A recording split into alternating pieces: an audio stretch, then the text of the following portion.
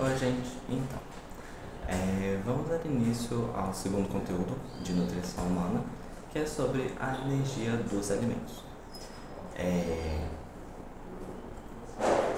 Também vamos falar sobre algumas outras coisas mais pra frente, mas vamos aos poucos. Então, para iniciar, slides. Eu vou continuar fazendo isso até alcançar porque eu achei muito legal. Enfim, sobre o que é energia, no sentido do corpo, né? Como é a energia no corpo do ser humano? A energia ela é usada como combustível para o nosso corpo. Ele é responsável por manter as nossas vias metabólicas, manter ali as nossa movimentação e o calor do corpo. Essa energia ela vem através da combustão dos alimentos. Então, os alimentos, através de reações químicas, elas vão produzir uma energia, vão no nosso corpo e assim fazer tudo o que nós precisamos. Bem, iniciando que o ser humano ele é heterotrófico, ou seja, ele não produz seus próprios nutrientes, tudo ali que ele precisa. Por isso, ele consegue essa energia através de nutrientes, que são basicamente 4 nutrientes muito específicos, que são esses que dão a energia, que fazem essa combustão química que dá essa energia para nós, que é basicamente carboidratos, lipídios, proteínas e fibras alimentares, que são bem poucas, mas vou desenvolver isso. Basicamente, então, os nutrientes energéticos são os carboidratos, que fornecem 4 quilocalorias por grama, proteína também, 4 quilocalorias, os lipídios 9 e as fibras pré-bióticas 2 quilocalorias. Essa energia é fornecida pelos alimentos, todos os alimentos que nós comemos fornecem energia. E a energia dela é dada através da soma do valor energético desses 4 nutrientes. Então você pega ali o alimento, soma, separa carboidrato, lipídio, proteína, quantidade desses nutrientes no alimento, soma o valor energético desses alimentos, que dá o total dela.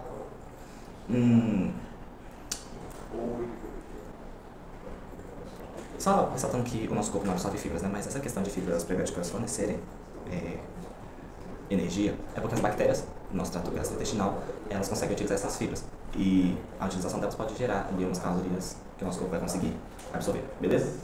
Mas enfim, todo alimento ele é energético, justamente por ele ser composto, né, por esses nutrientes que fornecem então a energia. Então seja ali alimentos vegetais, animais, tudo in natura, ultraprocessados, minimamente processados, processados, todos eles são energéticos. Vai variar na questão de ultraprocessados, que eles têm uma grande quantidade de uma e pouca quantidade de outra. Esse é o grande malefício. Mas nos outros, tudo em geral, a gente consegue ter um alimento energético bem sólido ali, com todos os nutrientes energéticos que precisamos. Bem, como nós conseguimos estabelecer a energia dos alimentos? Como conseguimos medir essa energia? Um grande utilizado, não grande utilizado, mas o que partiu toda essa pesquisa foi a bomba calorimétrica. Ela basicamente mede o calor total da combustão do alimento. Então, quando esse alimento ele é queimado, né, ele gera uma combustão, gera um calor, todo esse calor gerado ele é utilizado então para medir o calor que esse alimento produz dentro do corpo. Então ali já é uma energia bruta, o que não avalia o tanto que é metabolizado pelo corpo. Então é a combustão de total, a energia total, descartando ali porque nem tudo, todo o valor da queima é utilizado pelo corpo. Então só uma certa parte que vai ser metabolizada. E na bomba calorimétrica mede ali tudo. Mas é importante saber, quando um alimento queima, essas ligações químicas dos átomos de carbono e hidrogênio, elas se quebram e vão liberar ali energia em forma de calor. E essa quantidade de calor liberado, então, fornece uma medida direta no valor energético do alimento. A reação de combustão gera dióxido de carbono e água. E durante essa queima do alimento, as moléculas de carbono e hidrogênio se combinam com o oxigênio do meio, formando então o dióxido de carbono. E a quantidade de oxigênio consumido fornece a medida indireta do valor energético do alimento.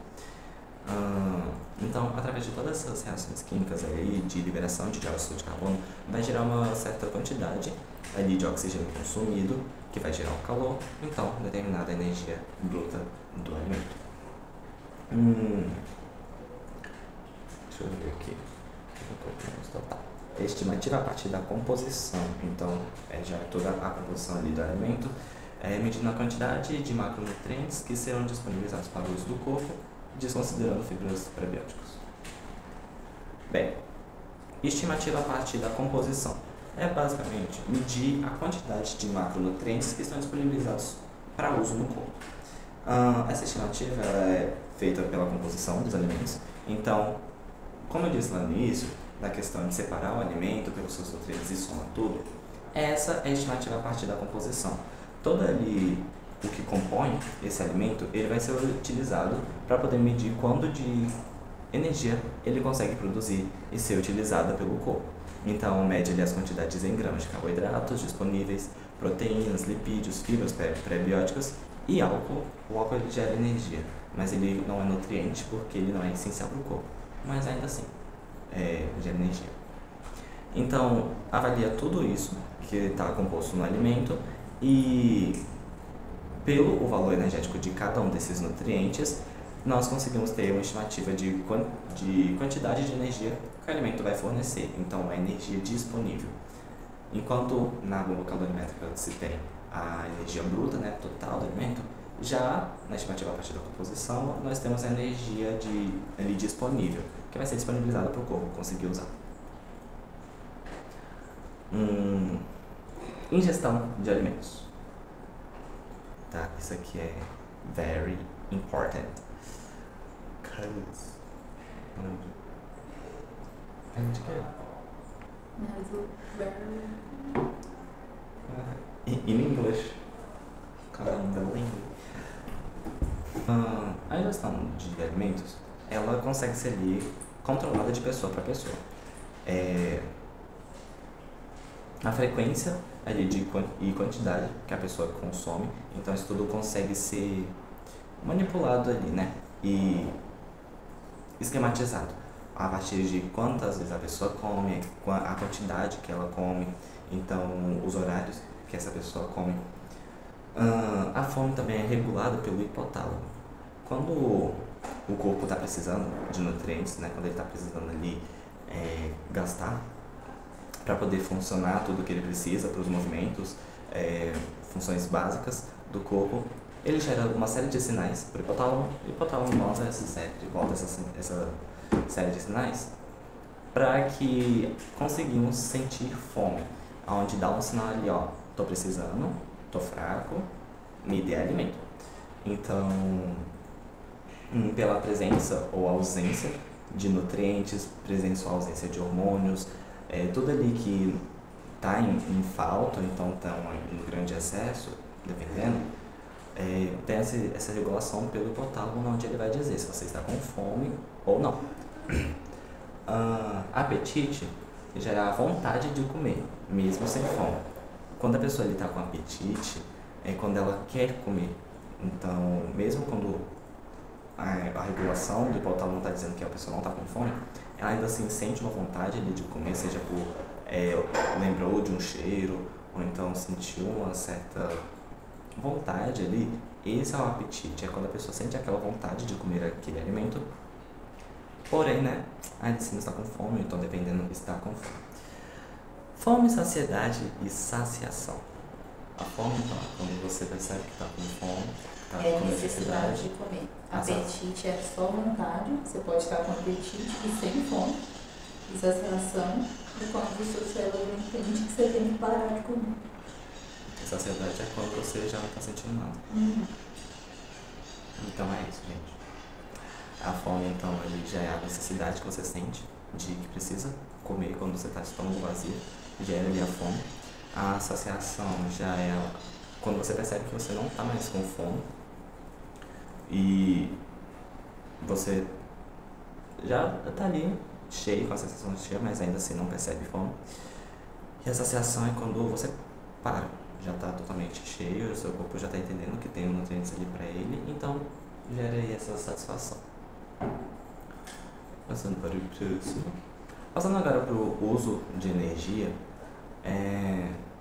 nós conseguimos ali saber sobre a questão de termogênese, que é quando o corpo ele utiliza os nutrientes para gerar então calor. A queima desses alimentos ela consegue produzir calor e então esse é o gasto energético que o corpo tem para digerir, absorver, metabolizar os nutrientes dos alimentos. Então esse calor liberado ali, a queima de glicose, ácidos graxos, aminoácidos e até o álcool, para fins energéticos e também quando ele usa essa energia para efetuar algum trabalho. A termogênese ela pode ser medida em energia gasta pelo organismo, tanto por calorimetria direta e calorimetria indireta. Então, a termogênese então, ela é medida sobre a energia gasta pelo metabolismo. Basicamente isso. Agora sobre o gasto de energia, a taxa metabólica basal, né? A taxa metabólica basal, ela é o gasto de energia para as funções básicas do corpo. Então, manter processos fisiológicos, funções do corpo, regulação de temperatura, vias metabólicas, funcionamento mecânico diário do corpo, então os movimentos diários, e também quando o corpo está em repouso, essa é a taxa metabólica basal. É ali o necessário para manter o seu corpo funcionando, o que for necessário para ele funcionar.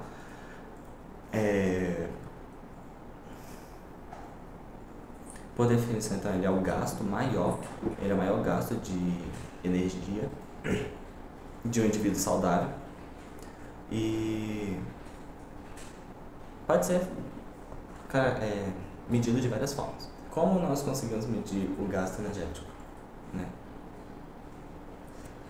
O gasto energético, então, ele pode ser feito ali por calorimetria direta ou indireta. Nessa, elas vão medir o calor, então, a questão de dióxido de carbono produzida pelo corpo. Na direta, ela mede o calor liberado pelo corpo, na calorimetria direta. Ela mede o calor que o corpo vai produzir. Então, é feita numa câmara, onde fica a pessoa lá dentro, com uma certa vestimenta, e é medida ali por essa câmara o quanto de calor que o corpo da pessoa vai produzir. Então, é determinada a calorimetria direta. A calorimetria indireta já determina o consumo de O2 e a produção de CO2. Então, quanto de CO2 que o corpo consegue liberar. É feito numa câmara de corpo inteiro também, com vários negócios aí. E então, é determinado a calorimetria indireta pela produção de CO2 que o corpo vai aí, então produzir. Métodos com isótopos estáveis,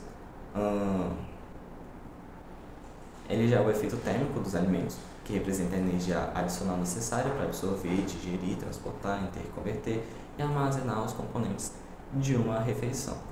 Ele é o básico ali de questão de efeito térmico dos alimentos. E ele é padrão ouro, água duplamente marcada, bicarbonato marcado. Métodos físicos. Ele já mede, então, o gasto energético provocado pelos movimentos e a relação de desempenho físico, geralmente classificado pelo tipo de atividade física que a pessoa faz. Então, monitoração da frequência cardíaca, sensor de movimentos, vários métodos ali são utilizados para poder determinar esse gasto físico. Também dá para estabelecer o gasto energético da pessoa através da composição corporal dela. Então, tanto pela massa magra, ou então a massa livre de gordura, ou então a massa adiposa do corpo dessa pessoa. A quantidade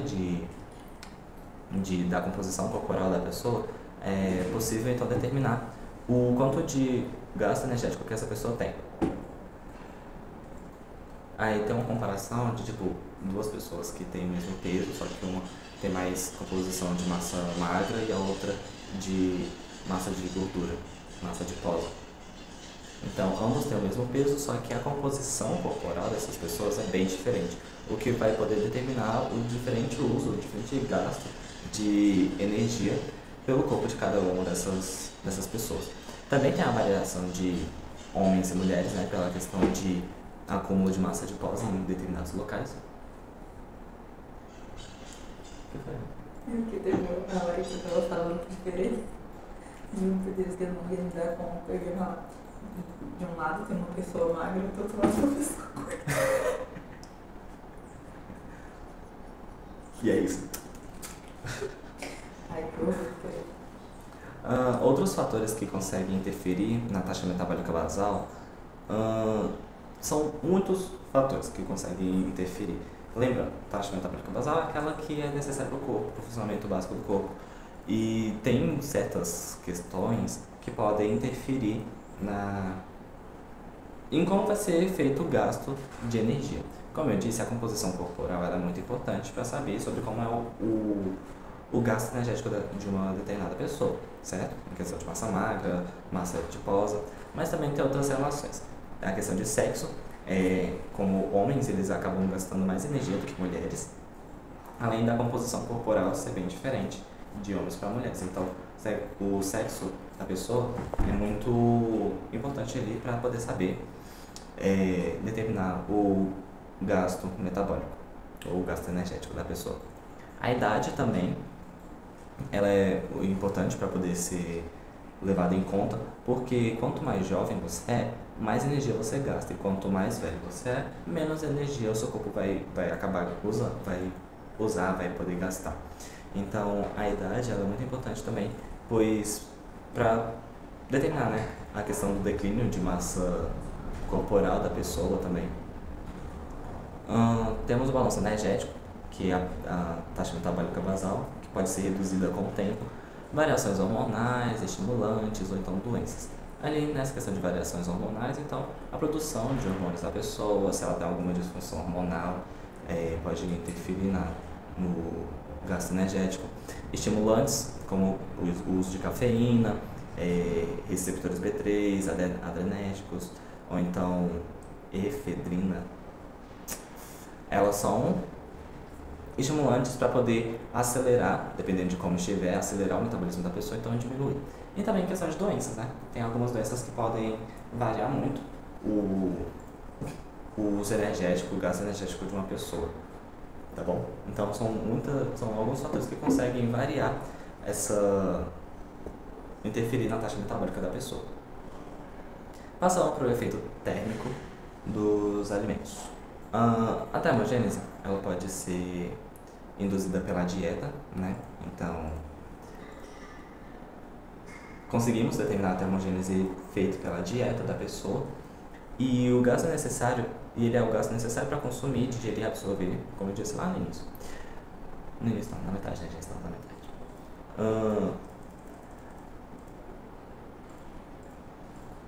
Ela pode representar ali cerca de 10% do total de energia gasta diariamente por uma pessoa.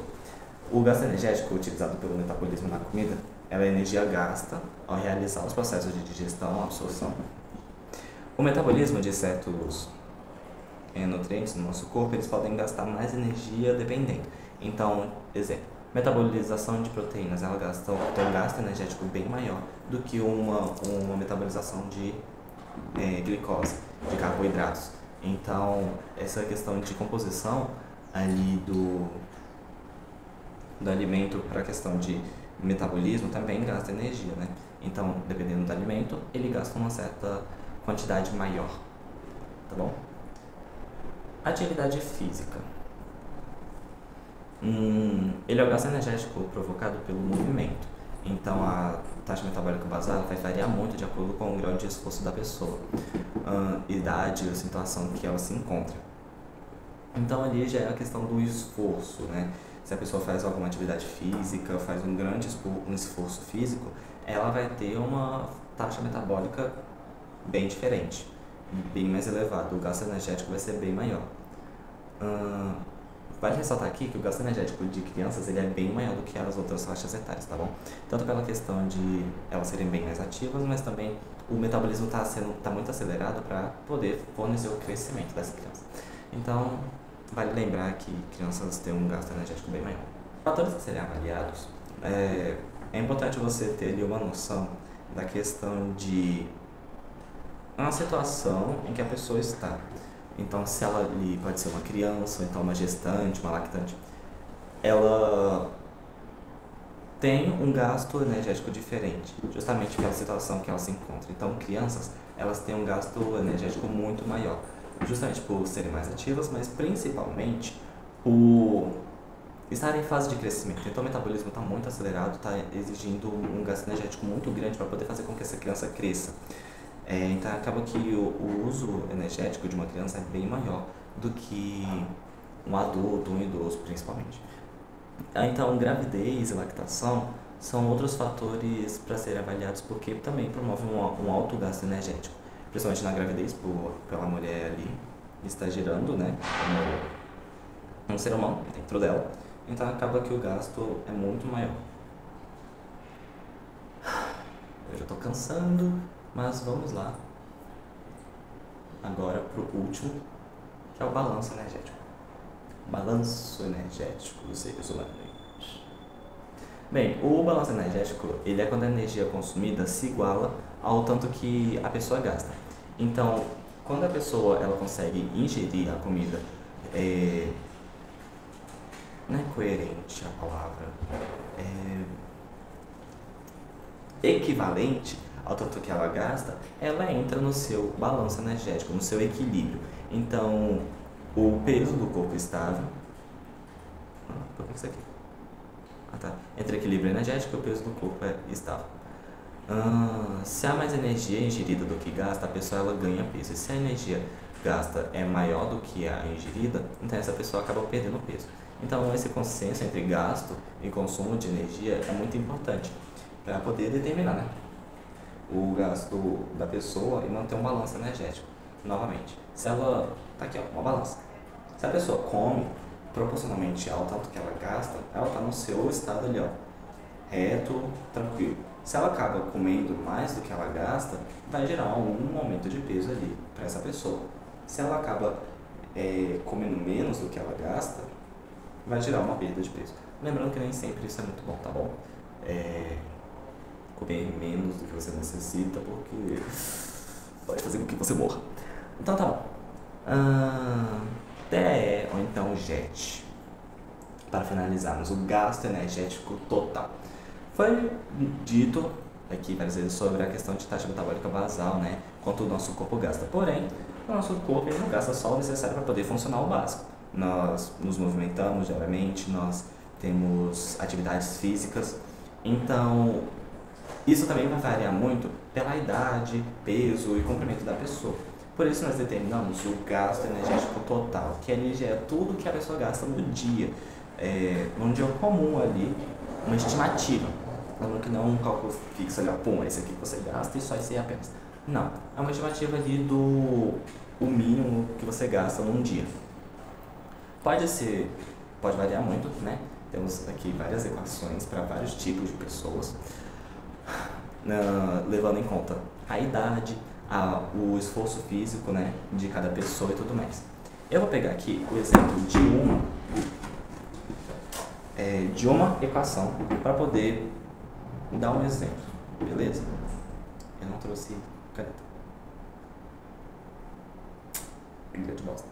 Mas enfim, vamos lá. Essa aqui é a conta do que eu necessito, tá bom? Lembrando que eu fui nessa tabela e eu peguei ali a conta ideal para um homem de 19 anos, aonde sedentário, tá bom?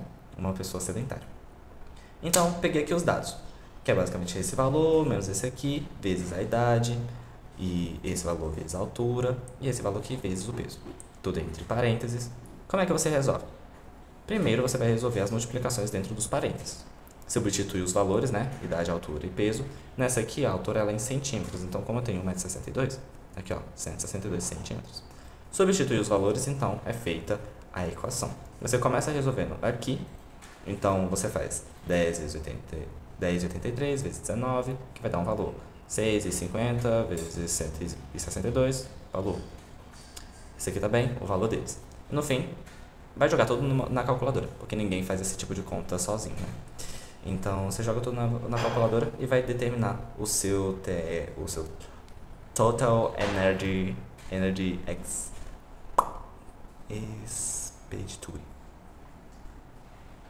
Enfim, o seu gasto energético total, tá bom? Então o meu gasto energético total através desses cálculos é de 2.305,3 quilocalorias por dia. Se alguém tiver dúvidas sobre esses cálculos, se vira. Então é isso, gente. Aqui eu termino. Essas aqui são as referências, né? Lembrando que eu uso como referência as aulas da professora Selma Sanches Dovic, da UFTM. Também esses 2 livros aqui que foram disponibilizados. Muito obrigado. Aqui eu fico. Então, um grande beijo a quem está assistindo. Se inscreve aqui no canal, dê um like. E é isso. Beijão. Quem tiver dúvidas, me manda, pode escrever nos comentários, ou então me mandar mensagem no WhatsApp, afinal, só vocês estão vendo isso, né? Então é isso, gente. Um beijo. Tchau.